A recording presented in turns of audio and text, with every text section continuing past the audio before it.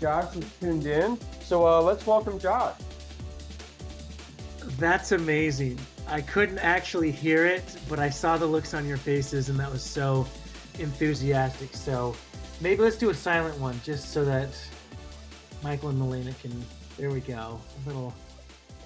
No one even knows what's going on, and Milena's recording this right now. She's like, "Why are we silent clapping?" It's because we're clapping in the metaverse, baby. That's what's going on here. Well, welcome everybody. Happy Monday.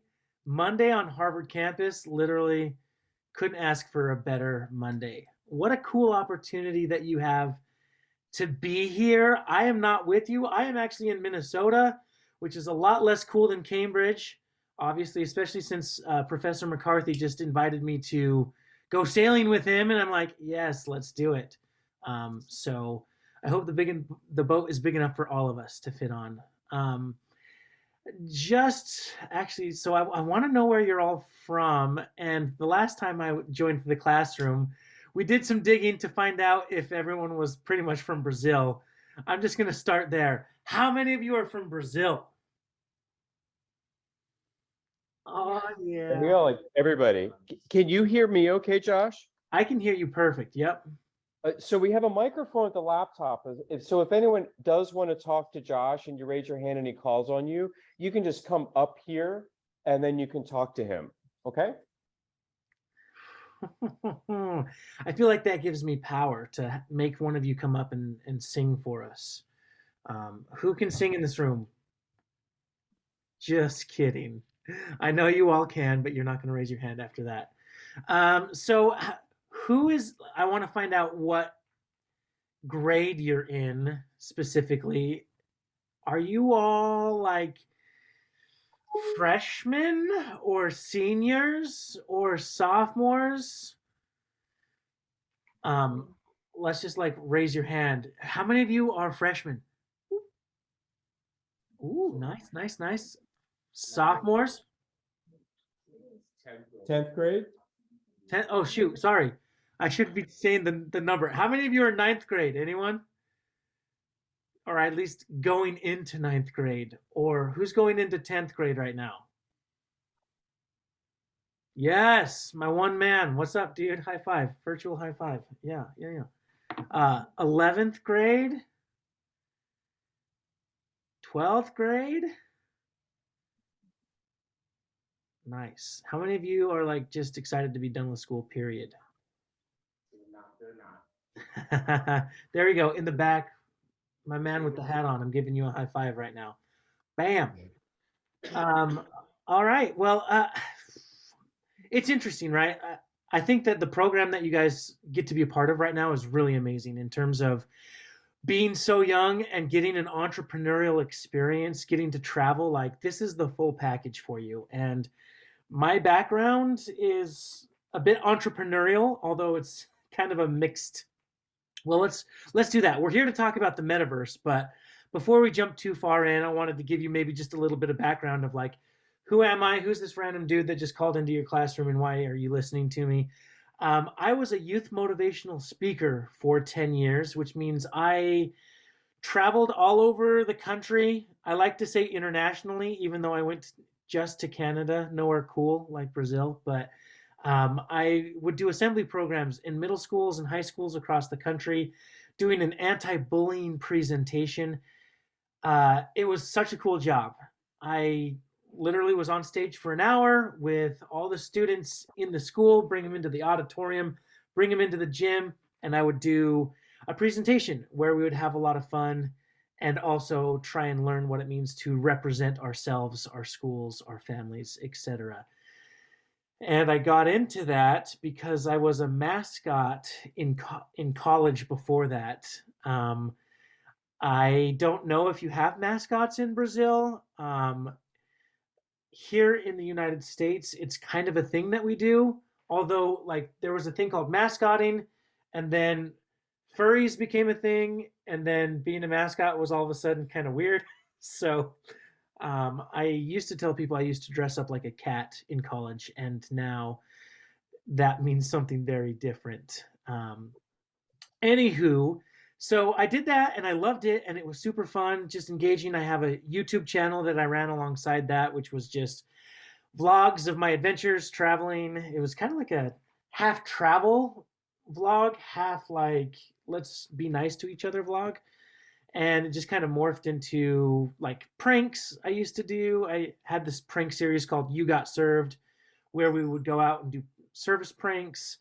Then I got accepted to Harvard and just finished my degree there. I studied business management, organizational behavior. I also had a startup out of the Harvard Innovation Labs, which is definitely a cool space. If you guys are like, if you got some free time and you want to go take a tour, definitely go to the Harvard Innovation Labs. That is a place where all students at the school who are entrepreneurial minded, they have an idea that they want to like launch into the business world. The Harvard Innovation Lab's goal is to help students run at it further, faster. And I think that the Innovation Labs, I used to be on staff there. I helped with some of the marketing efforts, but in my mind, the way that it got started was we have someone like Mark Zuckerberg, who literally is a student at Harvard in the dorms with this idea about Facebook. And he didn't really have an outlet to build it. You know, he was just like working out of his dorm or working out of the library. And he didn't have a place where he could go where he could leverage the resources available to him. So there are a lot of amazing and talented people, obviously, on Harvard campus that now can go to the Harvard Innovation Labs to get the resources that they need. Like, how do I get funding? I don't know. And how do I actually build a team? How do I turn this idea into an actual product? That's the kind of work that we do at the Harvard Innovation Labs. So it's definitely a place that you're going to want to take a look at. If you want to take a tour, I can arrange that as well. But yeah, I started building a startup out of the Harvard Innovation Labs around the technical term is pioneering sentiment analysis in real time. The less nerdy way to say that is nobody likes to take surveys, and surveys are a great way to understand how employees are experiencing life at work, or for me specifically, working with youth, right? A lot of principals that I worked with didn't really know how to like develop a culture that included the students. So what we were building was essentially like, hey students, here is a not necessarily a survey, but here's a way that you can give us feedback on your experience at school, and here's how we can implement it into the culture. So that is the genius of it all. But that is just to say that like a lot of the work that I'm doing currently is in the metaverse. I work for a company called SoWork. They are the workplace metaverse. So we're literally pioneering how do you like work in the metaverse instead of being Zoom fatigued or getting buried in Slack messages. How can we do it better? We got a question already? Is that an actual question, or are you just yawning back there?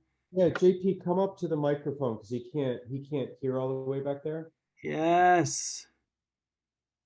I'm really excited too because I want to see what's on your Give him hat. a little round of applause for being the first.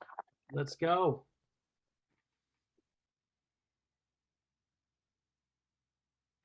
What are you guys even writing in your notes? Hello, sir. Thanks for calling me out. So I have a question. I mean, like, working at the Metaverse, and like in the theory, like, looks more fun than a Zoom call, because you could like mess around and like you would see like the persons on their front, but it does like have some actual like, how do I say, some actual like benefits besides like just being like more cooler like at the naked eye, or just like some different type of Zoom things. Awesome. Give him a round of applause. Let's go. That is a great question. The first thing I will say is that there's so much talk about the metaverse right now. It doesn't actually exist yet. We are building it. And so all of this is just theoretical, and it can shift at any moment. So whatever I say could be different tomorrow. And the second thing I'll say is that the metaverse ship is sailing. It is a viable technology that will change our lives forever. It is how you, the younger generation, are going to navigate your world. And so, with that said, what is the metaverse first and foremost? I like to think of it as, well, when you look at video games as they stand today, back in my day, it was like video games are like a little character that runs around, you make achievements, and that's all. It has obviously come a long way from there. Now we have esports, which is a big deal. Now we have like online play, which I don't know if any of you play Fortnite or Roblox or Fall Guys. Can I get a shout out for Fall Guys? Anyone playing Fall Guys right now? Dude, my man. Yeah. All right. These are video games that within the video game, you can get money and you can buy different clothes. And that doesn't really mean anything because the minute you turn the game off, it all just kind of goes away and then you're back to the real world and you have none of that.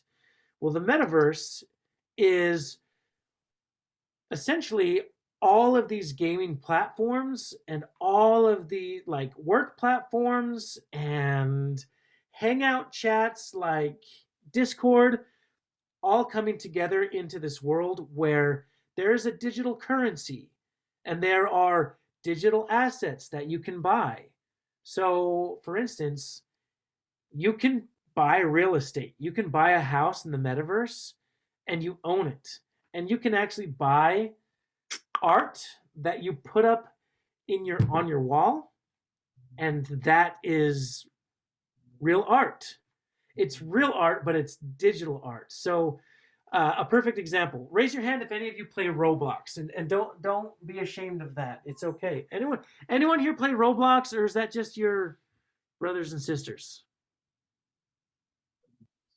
Raise your hand if you know what Roblox is. Okay. Oh, I know. There we go. So the way that Roblox works is it literally is like a microverse. Microverse meaning like when you come into Roblox, you have like 100 different games you can play. And when you go into those games, you can earn achievements, which means you can like make little animals or you can dress up in a certain way. And companies are starting to realize that like, oh, there's actual money here that we could get. So Gucci has a garden in Roblox and they sell real stuff. They sell digital assets for money. And when I say digital asset, that means like you can like go to the store and literally pick off a shirt and look at it and try it on. And if you like it, you can buy it. Or they have like a guitar that you can buy, which you can sling across your back, or a belt, or shoes. And you can buy these in Roblox, and it doesn't actually exist in the real world, but it doesn't matter to a lot of the people who play Roblox, because if you walk up to someone wearing a Gucci belt in real life or in the metaverse, it means something. It's a status symbol in a way. And so a lot of companies are literally just joining Roblox and starting stores, and people are like selling them like they're buying clothes or they're buying art based off of these companies. And even though you don't actually own that in the physical world, the reason it matters in the metaverse is because now you can take those clothes. It's just like buying clothes in a store. You walk out the door in real life, you walk to another store, you go into the bowling alley, you go home, like you get to keep that. In the metaverse, it's like you can move from Roblox to Fortnite or from Fortnite to Fall Guys, and you still have those assets and you still own those things. And so that's the core of the metaverse, or at least that's the vision of what the metaverse can be and will be. The key term that I want you to understand is decentralization. The metaverse is a decentralized world where let me explain what a centralized system is. In today's world, the way that a business works is you have a core group of executives who make decisions for the company.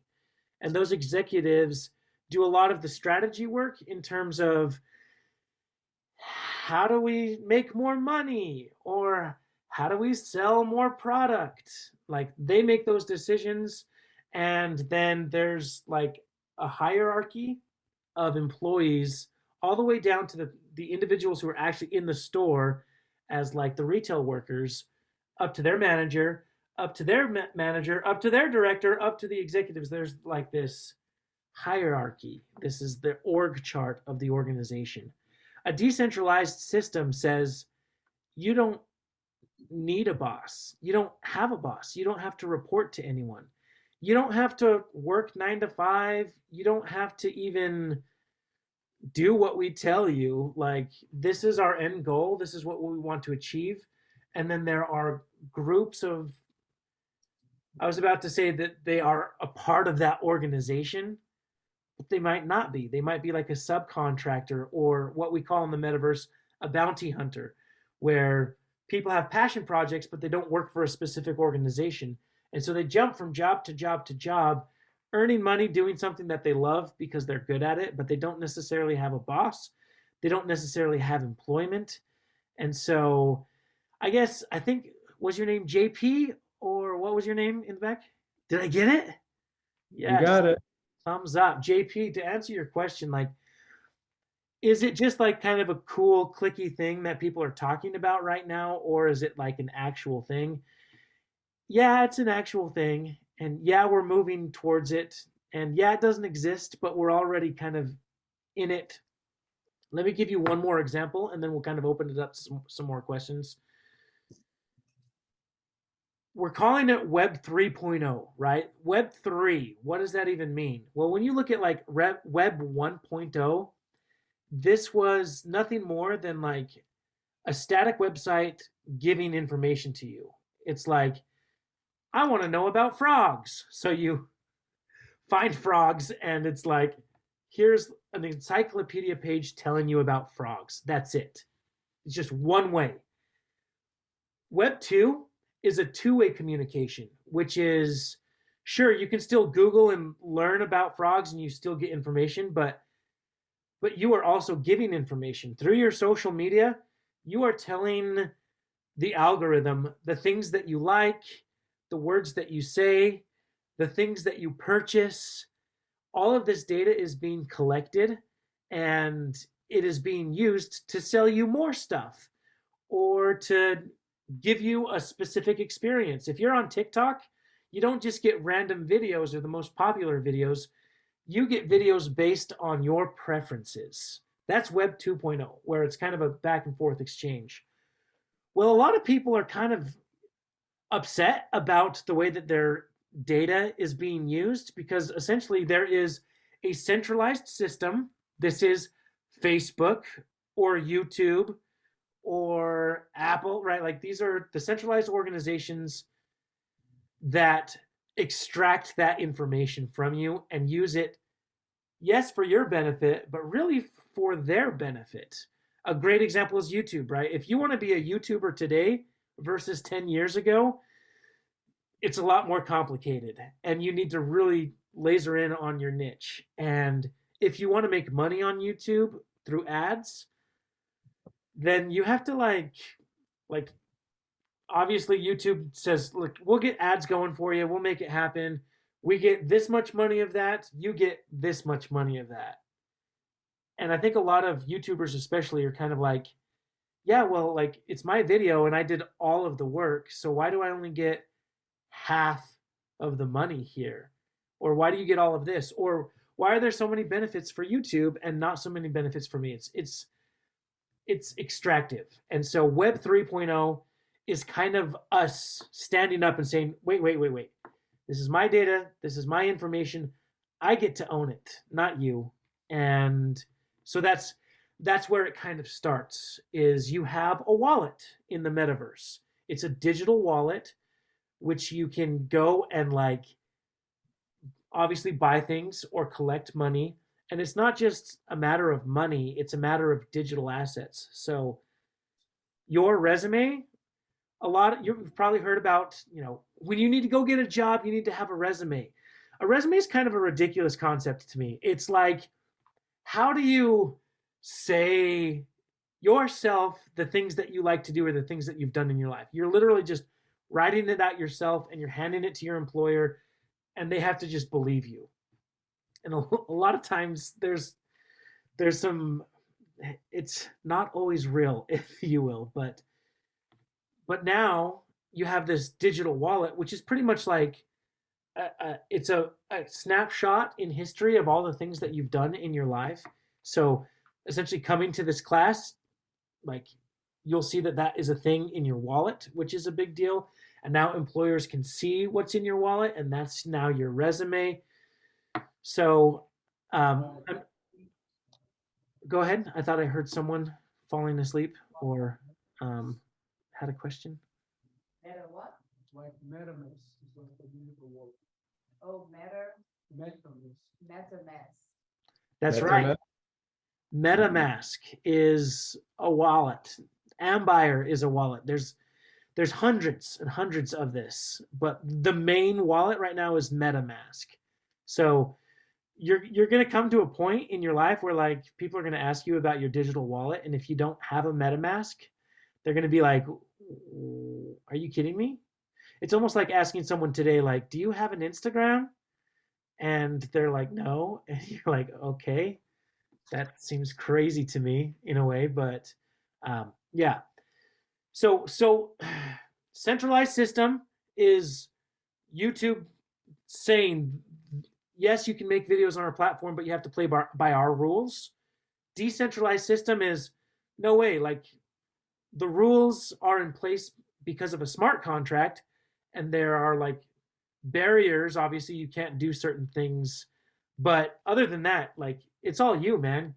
Go produce your content, go make your videos, go make your products, build a software, anything that you want. Like, the world is yours, and then people will, like, tune into that or buy it, and it's something that you get to own. So you essentially get to own your stuff, which is kind of rare today, in terms of, like, if you are an employee at a company, and you'll see this later on in life, when you sign on to work for a company full time, there's a clause in the agreement that says anything that you come up with, any ideas, any inventions, we own it. That's ours. Even though you came up with it, we get to keep that. The younger generation, the metaverse says, that's mine because I came up with it, and I'm going to use it and sell it how I want. And so it's more of an open world. So I feel like I went deeper than we needed to, but in terms of things that you care about, in terms of how do you hang out with your friends, I think we already kind of see the fact that, like, sure, you could get together and go to the mall and walk around. Like, who does that? Or you could squat up with your buds and have a really fun night and stay up even later because you're just in your bedroom. And that is just as satisfying as getting together in person.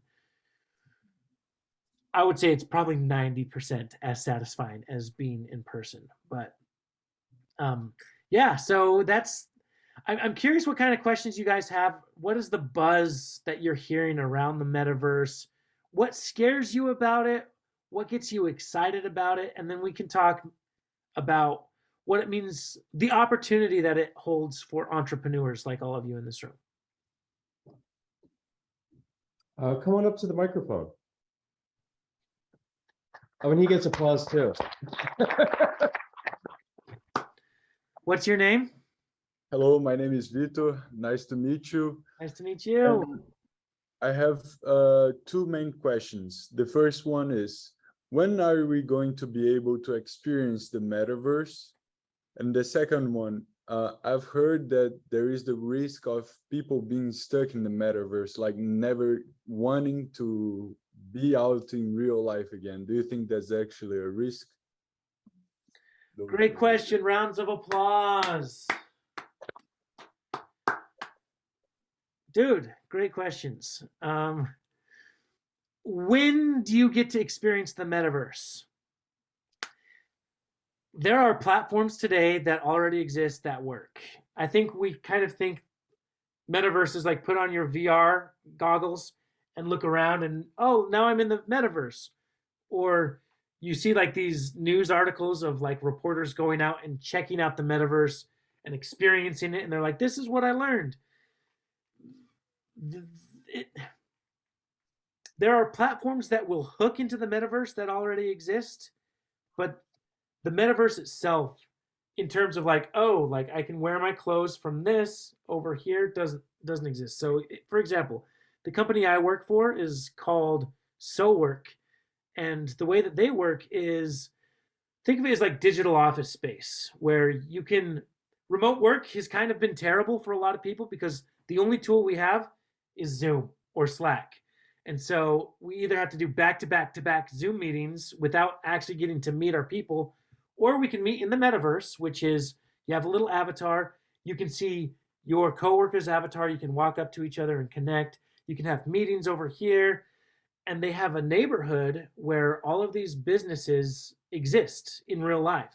So you can like walk down to Tinder's office, walk into the building, and there's someone at the concierge who's like, how can I help you? And it's like, just like you would walk into like Tinder headquarters. I don't know why you would do that in real life, but you have the opportunity to start connecting with businesses who work in the same platform.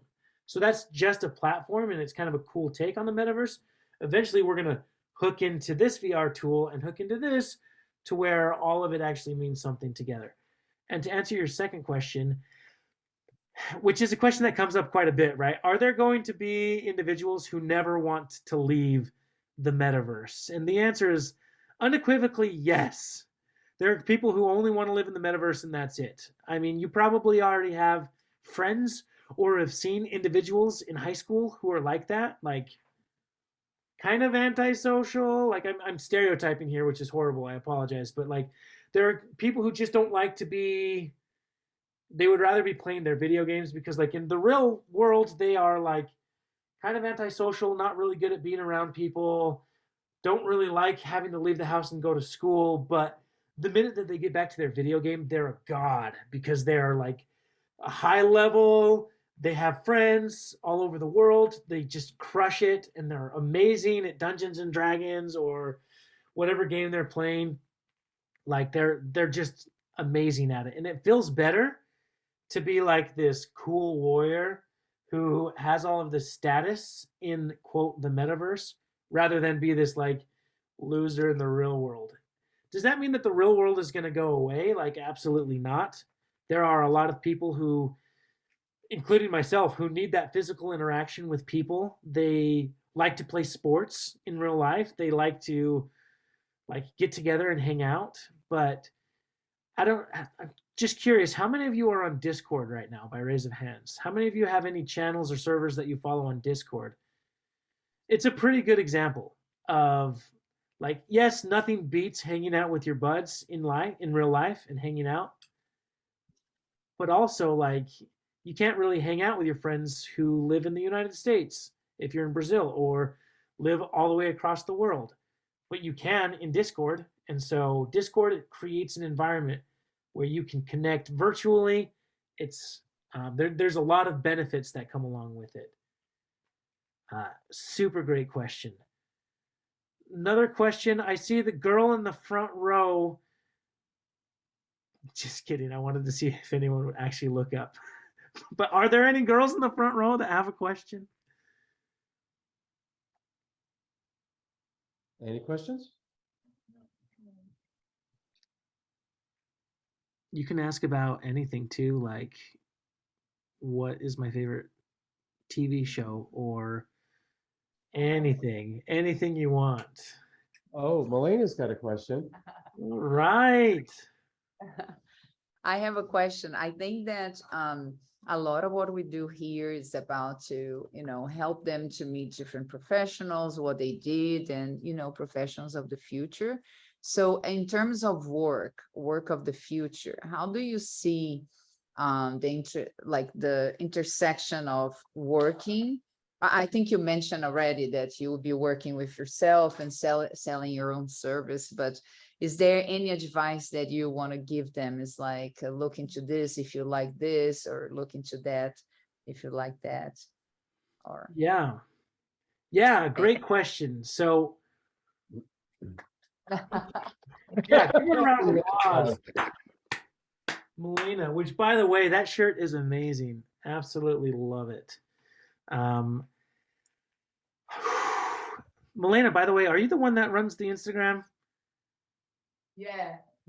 Because you're crushing it. You are crushing the Instagram game. I'm absolutely loving following Vestra Education. So I also do that. I need to hire someone. no, you do a great job. So my specialty is the future of work as it pertains to the metaverse. What does that mean for you as future employees? What does it mean in terms of networking or finding a job? And it's really fascinating to see what's happening. So, just a little bit of history. There was a pandemic. If none of you actually heard about it, you all lived through it. You guys are a generation that has changed forever, by the way. Like, this is a pivotal moment in terms of the shift of how work it gets done that we've never seen before, ever, and we might never see again. Like the fact that you guys were in high school going remote to school is just like it's incredible. And what we've learned is that work can still be done. It actually can get better. Like there is a lot of great work that you can be doing remote. And so a lot of students and young employees don't want to go back to the office. I never want to sit in a cubicle. I never want a 9 to 5. Not going to happen. And what we're seeing is that they're not applying for jobs that doesn't allow them to at least be hybrid. And a lot of companies who are like, nah, just come back to the office, they can't find talent anywhere. They can't figure it out. And it's like, well, it's because you're making them come back to the office. So there is this new standard of like, no, we want to work remote. We want to work from anywhere because now we can travel. Like I can, like at SoWork, I work with people who travel to Japan for 2 months and then they travel to Italy for 2 months and they literally are just constantly on the road. But because they work in the metaverse, they can go anywhere that they want. And that's attractive to you, the younger generation. So in terms of like wanting this, it's coming from you. It's being driven by this generation. In terms of how you can leverage that to network or meet people, imagine a world where if you're in consulting and you have to help a business figure out like how to run their business better, we used to have to get on an airplane and fly there and meet with people in person. And I feel like this generation and like my kids, they're going to be of the generation that like doesn't understand that you just flew for like 18 hours to have a 30-minute meeting. Like, dude, what a waste of time. You could have just like met virtually and been fine with it. Like that would have saved you a lot of time and money and effort. It saves a lot of money in terms of real estate. Like now you don't have to have this huge office with all your employees. You know, they get to work from home. But I'm still trying to get to Melina's question about in terms of networking. You do have a lot of options to meet people. Like LinkedIn obviously is the thing. LinkedIn is like a web 2 version of social networking, how it's going to be. A web 3 version is going to be your wallet on display for investors who are interested, or you connecting virtually with investors or people who want to hire you, and they can give you a digital tour of where you'll be working. They can give you a digital tour of the people that you'll be working with. So there are a lot of options right now. And I'll say this is, we'll maybe take one more question after this, but the metaverse again doesn't quite exist, but the internet didn't exist either. And when we first heard about the internet and the world that it would change, a lot of people didn't get it. They were like, I don't understand it. Even the way that you explain it, like you can watch baseball games online, you can get this information. It's like, yeah, well, I've got the yellow pages and we've got the radio and we can do all of that anyway. So why do we need this? That's the metaverse. And there are a lot of Googles and a lot of businesses that made it big because of the internet boom that are going to make it huge in the metaverse. That is your generation. You are the quote Mark Zuckerbergs who have the ideas that are going to drive the metaverse forward.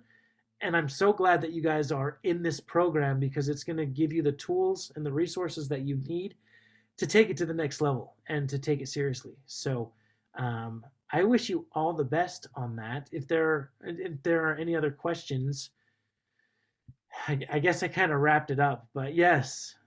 I have a question. Yes. So one of the issues that I've noticed in tech is that it's pretty male dominated.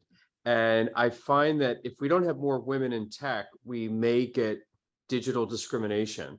And I'm curious if you can just share with us some of your thoughts on why we need more women in tech, and any thoughts on how we might make it more interesting to them and how they could just get a start to see if they like it. Yes, that's a great question. And I've spent a lot of time working in HR. This is all they are preaching right now is diversity and inclusion and equity in the workplace, because the stats are very clear. Like the more diverse a workplace is, the more the better ideas that we get, the better work that we do, the less groupthink that we fall into. And so it is a problem that the tech space has been male dominated. It's because like a lot of the interests in tech have been predominantly male. And now you're starting to see these extremely powerful CEOs, these female CEOs getting involved in tech and just absolutely blowing away the competition. And the reason why they're getting involved is because the metaverse provides opportunities for them to do what they love. That's huge, right? Like there are some video games that you might gravitate towards and like, there are some video games you might not.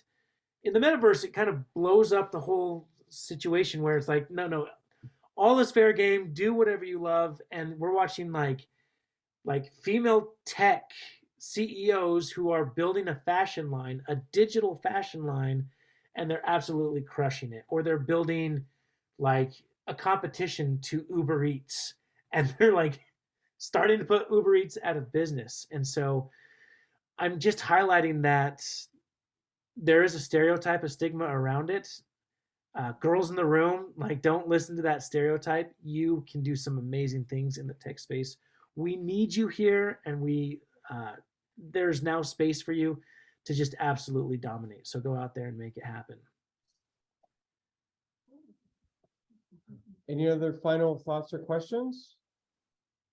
Yeah, come on up.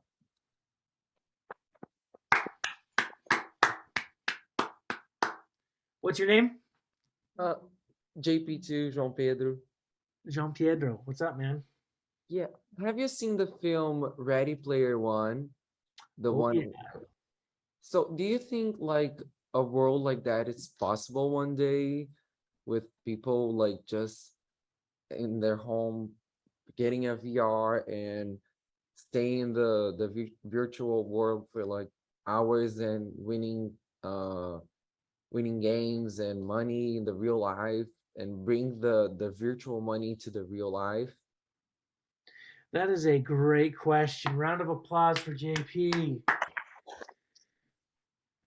Isn't it funny though that we're like, as a society, obsessed with that concept? There's like Ready Player One, Wall-E, like everyone floating around. There's The Matrix where we're plugged in. There's Surrogates. Like there's so many films that are all about this. And the answer is yes. A world like that exists. I think we're going to look back in 50 years and kind of laugh at the interpretation of Ready Player One. Just like you would look back at a sci-fi video 50 years ago, made 50 years ago, and you're like, huh, yeah, it's not really like there's just your interpretation of the future at that time. I don't know exactly what it's going to look like. No one really does, but that's the metaverse. It's like a virtual world that you go into, that you live in, and you play games and you work and you make money and you live your life in the virtual world that can either then be translated into yes. So it's kind of it's almost like a multiverse issue too, right? Like where now you have two lives. You have in-person life and then your virtual life, which already is a thing, but some people prefer to live more in the physical world, and they're going to continue to do that. There are people who like to live more in the virtual world. For me personally, when I was growing up, my dream job was to be a professional video game player. And I remember society laughing at me like playing video games professionally, like earning money playing video games. It just sounded so dumb at the time.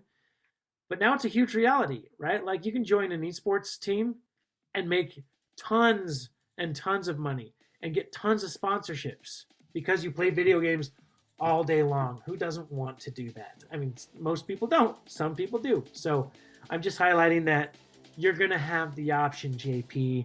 You're going to have the option to choose which world you live in. And I hope you win all that Ready Player One money. All right, let's give Josh a big round of applause. Love you guys. Thanks so much for having me. It's an honor and a privilege to be with you.